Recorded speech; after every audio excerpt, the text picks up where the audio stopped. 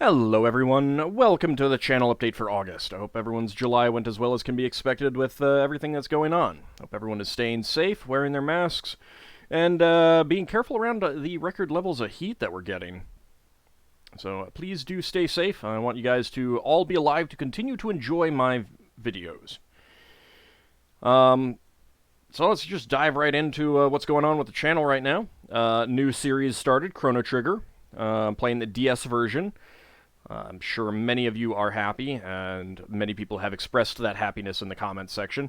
That was a game that has been a near winner in, I think, multiple previous Patron's Choice polls. So I figured it was about time to actually get to that game. Especially sandwiched around Dragon Quest and Final Fantasy games, considering that the game is from both of those, from people involved in both of those.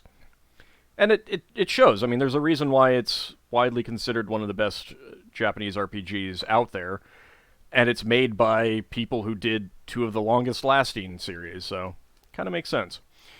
Albion will be wrapping up probably this month. I don't know. I mean, I could be wrong on that. We're definitely nearing the end. We're in the, like the final chapter or something like that, or the if you kind of break up a lot of games into three parts, we're in that end game scenario. But it could still take a number of episodes, especially as I've been adventuring through Camulon, which is one of the longest dungeons in that game. And Crusader Kings 2, The White Huns of Britain, there's one achievement left, and I think I'll probably be getting that in my next recording session. So we have probably less than 2 weeks of episodes on that. I'm a little bit ahead on recording, so there's still a bit left on that. And recently started up is the stream footage of XCOM files, a massive mod for OpenXCOM that changes a substantial amount. In a lot of ways, it takes the original game, adds in some Terror from the Deep elements, massively expands it. It starts out 2 years before regular XCOM and leads into that with, kind of investigating paranormal activity and cults and stuff like that. And it's been a lot of fun. This footage is from many months ago, so it's, out of date, so to speak. I've had some people suggesting that I update to the latest version.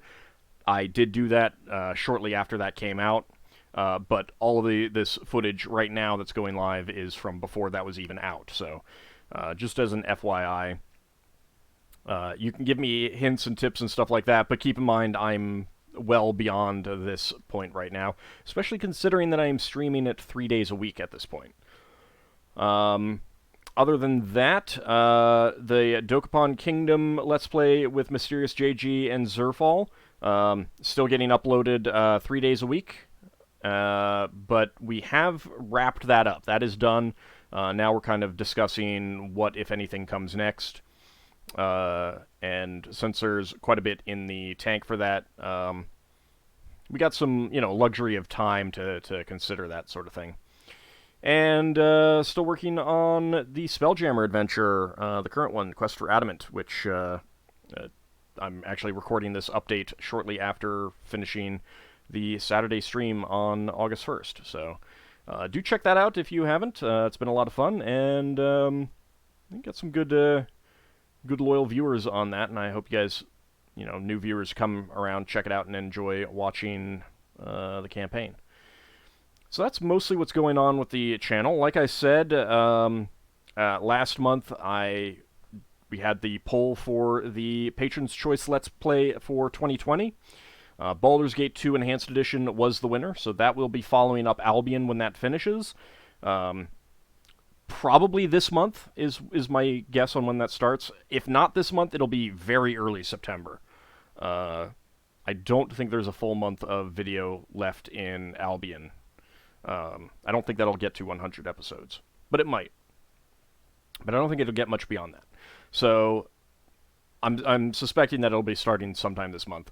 And I also mentioned in the update for the poll, which finished about 2 weeks ago, maybe 3, that I'd be following up Chrono Trigger with Breath of Fire 3. Even though it wasn't the winner, I had been planning to play it this year, and I decided that since it was in the poll and it came in second, might as well go right into that as soon as I finish up Chrono Trigger, which I'd been planning to play next anyway. So that's what we got there. Lunar Silver Star Story Complete, Suikoden Tier Crease, and Skies of Arcadia GameCube version all did very well in that poll as well.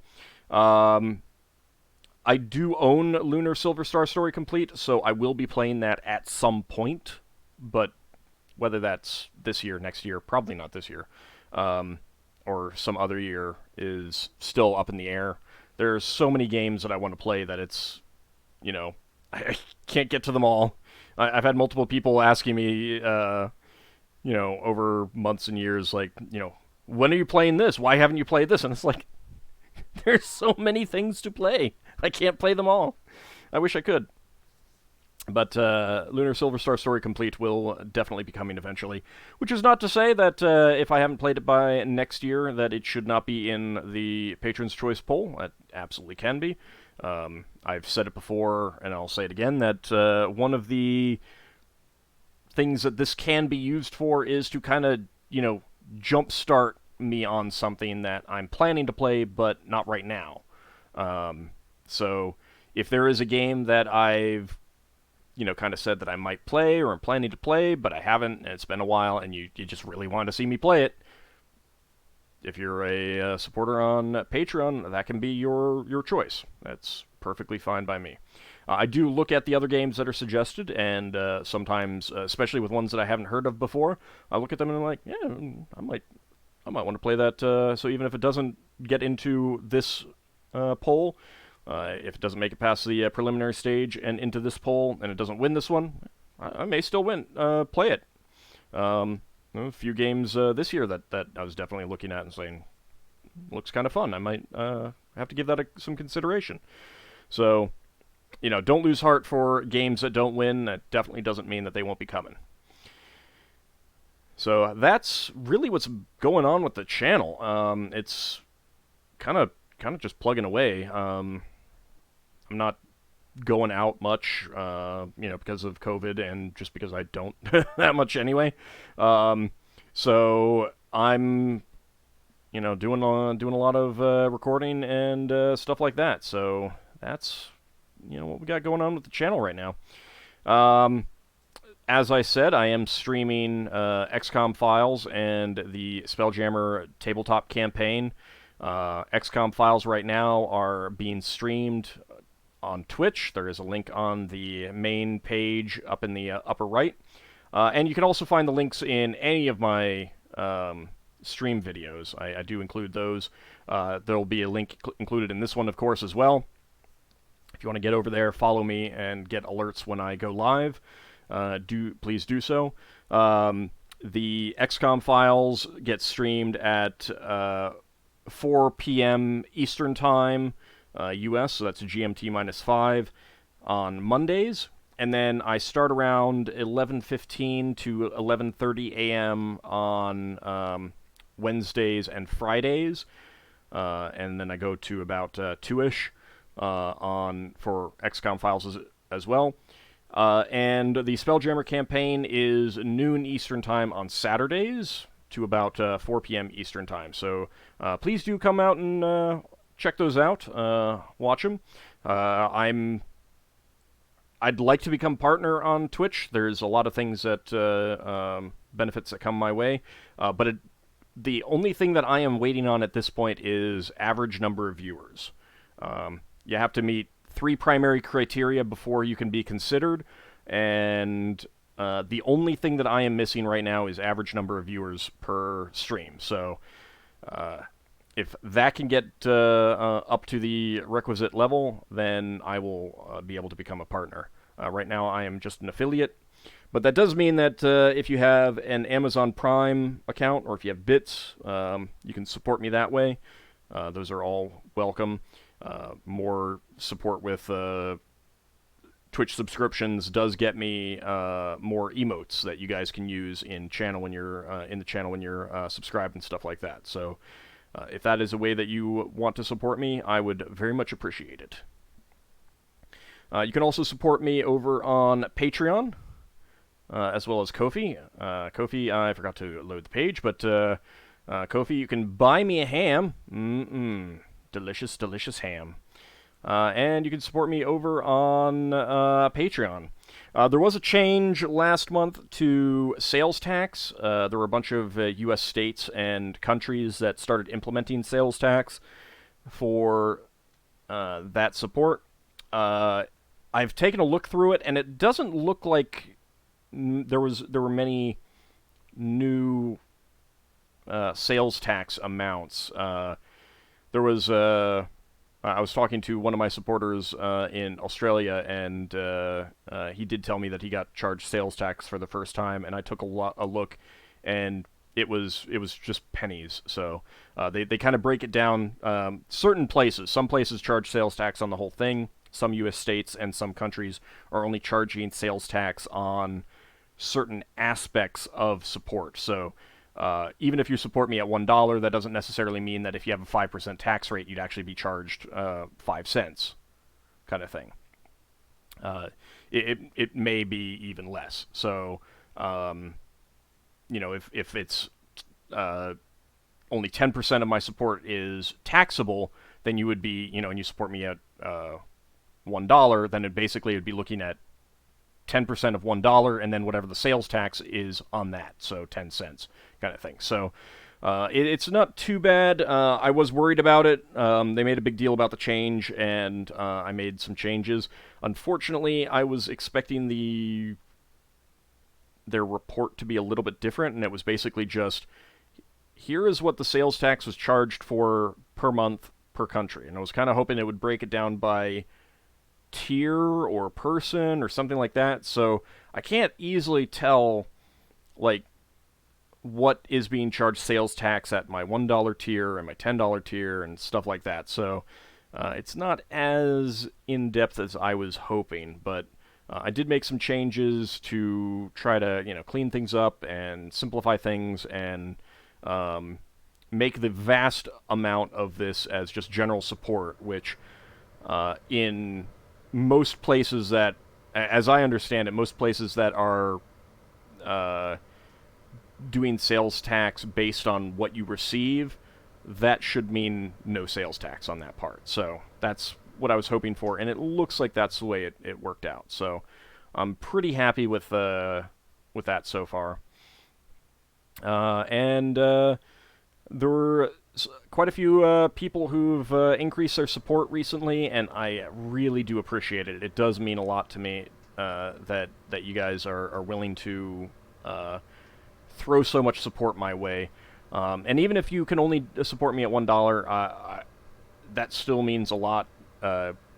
Any amount that you can support me goes a long way, and as I've said before, even the $1 level means, that's more than I'd get from advertising revenue from you on my videos. So if you wanted to use an ad blocker or something like that and support me on Patreon, that's perfectly fine.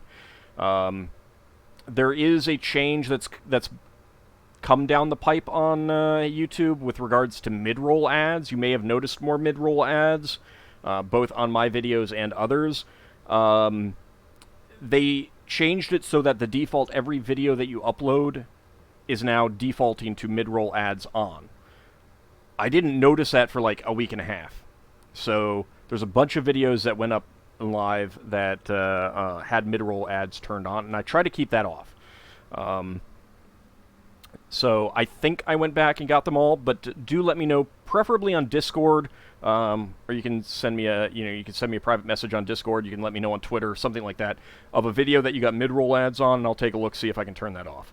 I'm not a big fan of mid-roll ads, and I don't like that for my presentation to you guys. Like, my video, I kind of see my videos as being, as they should be watched in their entirety, kind of thing, continuously, as I mean, if you want to watch it your own way, that's fine, but my presentation is continuous with no breaks, so that if there is a break, it's because you chose to take it, not because I'm making it happen.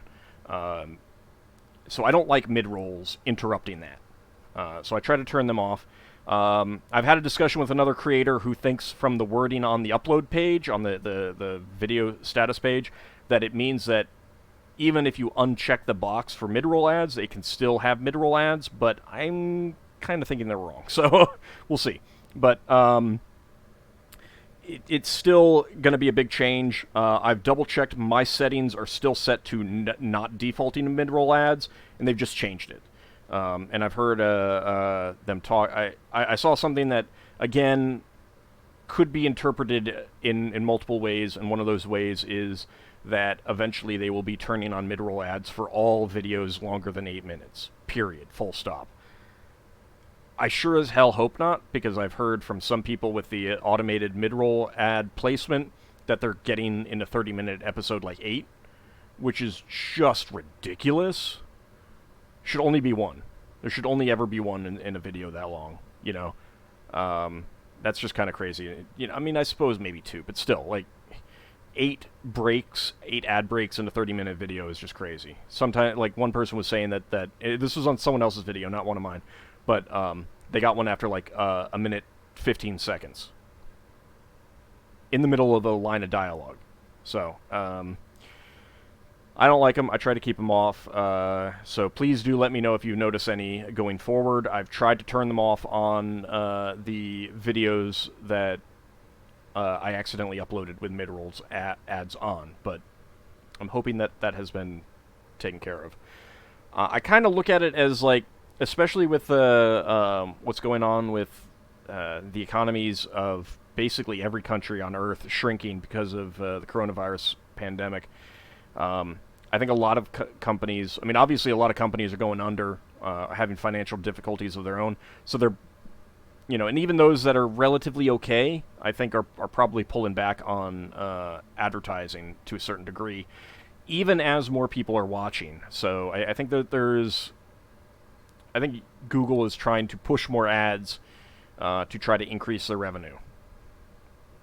That's just what it seems like to me. I don't have any, you know, insider information or insight on that, but that's just what it feels like to me. And it's kind of a mixture of a long-term trend that's been going on too. I don't think companies are willing to pay as much for online advertising as they used to be.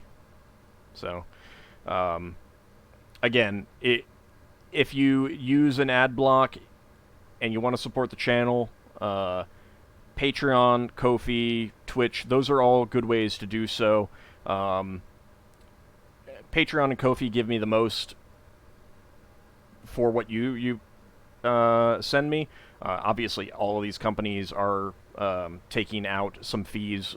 They have to, you know, the operating fees and stuff like that. And if they're a for-profit company, for profit and things like that. But definitely Patreon and Ko-fi give me the most of that. But there are benefits for supporting me on Twitch as well, and I would not turn down any, you know, any support on any of those platforms, no matter what. So definitely do, if you can support the channel, you know, keep food on my table, keep a roof over my head, keep me continuing to make videos. I would very much appreciate your support on any of those platforms. I think that's going to bring it to an end with this update video. I hope everyone continues to stay safe. Make sure you're wearing your mask. It's very important. There's a lot of misinformation out there about that, but it is so important to keeping other people safe, even more so than keeping yourself safe. So please do continue to do so. And thank you for watching my videos, and I hope August goes well, and we'll talk in the next Let's Play video. See you then, everyone.